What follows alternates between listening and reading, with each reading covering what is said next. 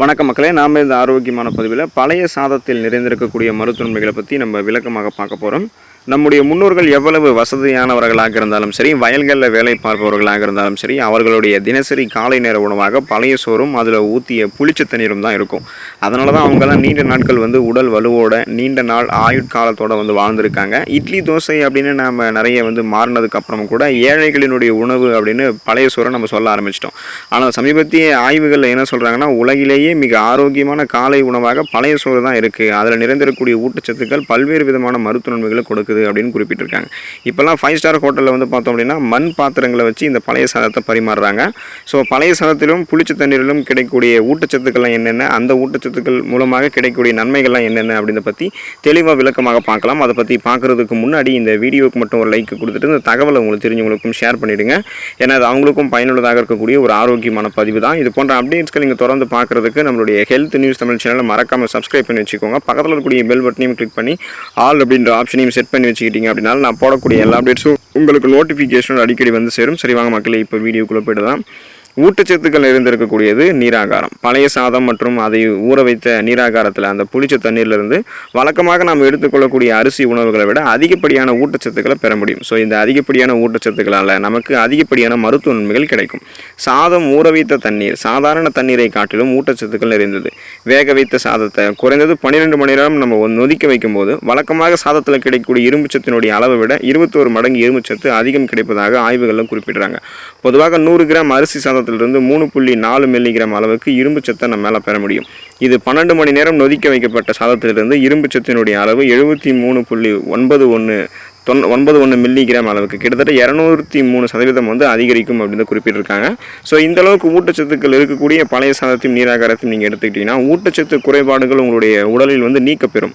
அப்போ ஊட்டச்சத்துக்கள் குறைபாடு ஆகதால் என்னென்ன பிரச்சனைகள் உங்களுக்கு ஏற்படுதோ அந்த அத்தனை பிரச்சனைகளையுமே பழைய சாதமும் அந்த நீராகாரமும் உங்களுக்கு சரி பண்ணிடும்.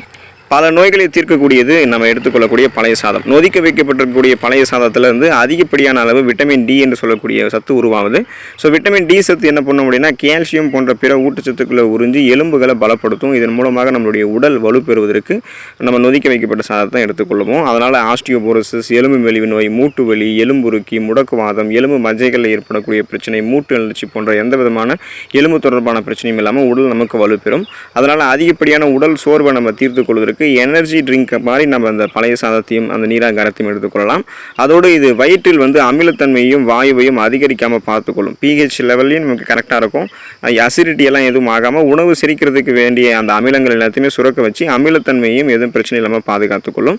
அதனால் உடலை குளிர்ச்சியாக வைக்கக்கூடியது நம்ம எடுத்துக்கொள்ளக்கூடிய பழைய சாதம். ஸோ குறிப்பாக உடல் சூட்டால் அவதிப்படுபவர்கள் கோடை காலங்கள்லாம் குளிர்காலங்களையும் கோடை காலங்களையும் நீங்கள் இந்த பழைய சாதத்தை எடுத்துக்கிட்டிங்க அப்படின்னா உங்களுடைய உடல் பார்த்தோம்னா குளிர்ச்சியாகவே தான் இருக்கும்.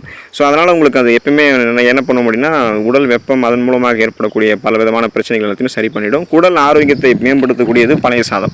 பழைய சாதத்தில் இருக்கக்கூடிய விட்டமின் பி வயிற்றில் உண்டாகக்கூடிய புண்களை ஆற்றி அல்சரை நமக்கு குணப்படுத்துறதுக்கு உதவிகரமாக இருக்குது. ஸோ அல்சரெல்லாம் உங்களுக்கு க்யூர் ஆகணும் அப்படின்னா காலை உணவாக பழைய சாதம் எடுத்துக்கோங்க. பிரேக்ஃபாஸ்ட் எப்பவுமே தவிர்க்காமல் நீங்கள் சாப்பிட வேண்டியது நல்லது. பசி எடுக்கும் போது சாப்பிட்றணும்.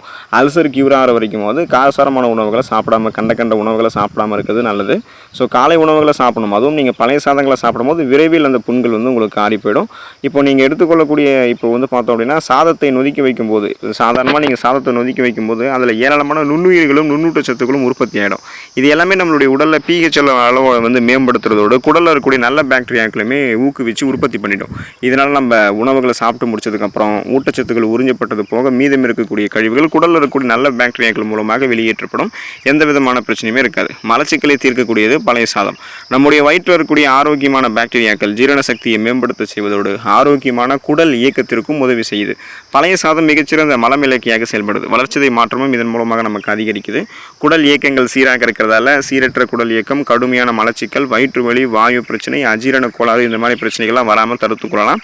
ஸோ அஜீரணமெல்லாம் நேராதால் உணவுகள் செரிமானம் ஆகிடும். அதனால் குமட்டல், வாந்தி போன்ற உணவுகள் செரிக்காமல் போகிறதால நடக்கக்கூடிய ஆக்டிவிட்டி இது எல்லாத்தையுமே நம்ம சரி பண்ணிக்கலாம். தலைமுடி மற்றும் சர்ம ஆரோக்கியத்திற்கு உதவிகரமாக இருக்கக்கூடியது பழைய சாதம். ஸோ நொதிக்க வைக்கப்பட்டிருக்கக்கூடிய சாதம் மற்றும் அதனுடைய வடிகட்டிய நீர் தலைமுடிக்கும் சருமத்திற்கும் போதிய ஊட்டச்சத்தை கொடுப்பதோடு சருமத்தை வயதான தோட்டத்திலிருந்து மாற்றி ஆரோக்கியமாக வைத்துக் கொள்வதற்கு உதவிகரமாக இருக்கும். ஏன்னா நாம் எடுத்துக்கொள்ளக்கூடிய பழைய சாதம் கோலோஜன் உற்பத்தியை சருமத்தில் அதிகப்படுத்தும். ஸோ இது நமக்கு சருமத்தில் நெகிழ்வுத்தன்மை கொடுக்கும். உற்பத்தி செய்யக்கூடிய ரசாயனங்கள் எல்லாத்தையுமே நமக்கு கொடுக்கறதால என்ன பண்ண முடியும்னா, அதனால் நமக்கு வந்து இயற்கையாகவே நம்மளுடைய கோலஜன் உற்பத்தி மேம்படுத்தப்பட்டு ரத்த ஓட்டம் சிறப்பான அளவில் இருக்கிறதால முகப்பொருட்கள், கண் கருவளையங்கள், கரும்புள்ளிகள், முக சுருக்கங்கள், வயதான தோற்றம் இதெல்லாமே இருக்காது. இளமையான தோற்றத்தை நம்ம பெறுவோம். நம்மளுடைய ஏஜை நம்ம வெளியே சொன்னால் கூட யாரும் நம்ப மாட்டாங்க. அந்தளவுக்கு நம்ம எங்கே தெரிய ஆரம்பிப்போம்.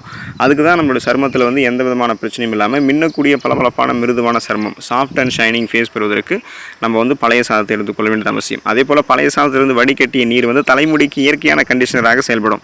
இப்போ தலைக்கு வந்து ஷாம்பு பயன்படுத்தி தலையை அலசினதுக்கப்புறம் அதை வந்து நொதிக்க வைக்கப்பட்டிருக்கக்கூடிய இந்த தண்ணீரை ஊற்றி நம்மளுடைய தலையை அலசணும் அப்படின்னா தலைமுடி உறுதியாகவும் பளபளப்பாகவும் மாறும். ஸோ அது வந்து அதுக்கு காரணம் நம்ம எடுத்துக்கொள்ளக்கூடிய பழைய சாதத்தில் இருக்கக்கூடிய விட்டமின் மற்றும் ஆன்டி ஆக்சிடென்ட்கள் தான். இது தலைமுடியினுடைய வளர்ச்சியை தூண்டுவதற்கு உதவிகரமாக இருக்கும். பழைய சாதத்தை நம்ம எடுத்துக்கொண்டாலுமே தலைமுடி அடர்த்தியாக வளரும்.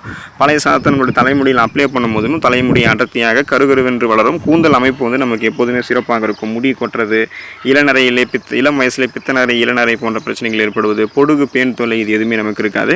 பழைய சாதமும் அதில் நொதிக்க வைக்கப்பட்டக்கூடிய தண்ணீரிலும் அதிக அளவிலான பொட்டாசியம் சத்து நிறைந்திருக்கு. ஸோ இது நமக்கு வந்து ஹை பிபி என்று சொல்லக்கூடிய ஹை பிளட் ப்ரெஷர், அந்த உயர் ரத்த அழுத்தத்தை வந்து நமக்கு கட்டுப்படுத்துறதுக்கு உதவிகரமாக இருக்கும். உயர் ரத்த அழுத்தம் வந்து உங்களுக்கு கண்ட்ரோல் ஆகிறதால நரம்புகளில் இறுக்கங்கள் தென்படாது. நரம்புகளில் இறுக்கங்கள் இல்லாததால் தேவையான ரத்த ஓட்டம் உடலுக்கு பாய ஆரம்பிக்கும். ஆக்சிஜன் சப்ளை உடல் முழுவதுமாகவே கரெக்டான லெவலில் போக ஆரம்பிக்கும் போது நம்ம ரெஃப்ரெஷ்மெண்ட்டாக புத்துணர்ச்சியாக சுறுசுறுப்பாக இருப்போம். ஸோ அதுக்கும் மேலே வந்து பார்த்தோம்னா நரம்புகளில் இறுக்கங்கள் தென்படாமல் பிபி ப்ராப்ளம் இல்லாமல் இருக்கும்போது நரம்புகள் வழியாக ரத்த ஓட்டம் சீரான அளவில் இதயத்துக்கு பாய ஆரம்பிக்கும்.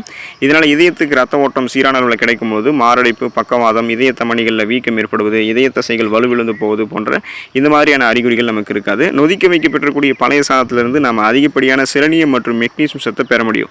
இவை இரண்டுமே நம்மளுடைய எலும்புகள் உறுதியாக இருக்கிறதுக்கு உதவிகரமாக இருக்கும். உடலுக்கு குளிர்ச்சியை தருவதோடு வயிறை லேசாக உணர வைக்கிறத நம்ம எடுத்துக்கொள்ளக்கூடிய பழைய சாதம். இதனால் நம்மளுடைய உடல் நாள் முழுவதுக்கு ரெஃப்ரெஷ்மெண்ட்டாக சுறுசுறுப்பாக புத்துணர்ச்சியாகவே இருக்கும். இப்போ வெள்ளை அரிசியில் மட்டும் கிடையாது, சிவப்பு அரிசி மற்றும் ப்ரௌன் ரைஸிலும் கூட நம்மளால் பழைய சாதத்தை செய்ய முடியும். அதிலிருந்து இன்னும் கூடுதலான ஊட்டச்சத்துக்களை நம்மளால் பெற முடியும். நம்ம பொதுவாக எப்படி தான் வந்து அளந்து சமைச்சாலும் கொஞ்சம் சாதம் வந்து மீந்து போயிடும். அல்லது பழைய சாதத்துக்காக இன்னும் கூட சாதத்தை சேர்த்து முன்னாடியே வடித்து வைக்கிறவங்களும் உண்டு. இப்போ வடித்த சாதம் வந்து நல்லா ஆறுனதுக்கப்புறம் அதை ஒரு மண் சட்டியில் அல்லது பாத்திரத்தில் வச்சுட்டு மீண்டும் நிறைய தண்ணீரை ஊற்றி ஸ்பூனில் வந்து உப்பு போட்டு கலந்து வச்சுக்கணும். ஸோ இப்போ இன்றைக்கி மதியம் வச்சு சாதமாக இருந்தால் கூட அதை நம்ம சாயங்காலம் தண்ணீர் ஊற்றி வச்சோம் அப்படின்னா மண் சட்டியில் வைக்கிறது அது இன்னும் நல்லது. நிறைய நல்ல பாக்டீரியாக்கள் உற்பத்தி செய்யப்பட்டு நொதிக்க வைக்கப்பட்டு பழைய சாதமாக நீராகாரமாக அது மாறும்.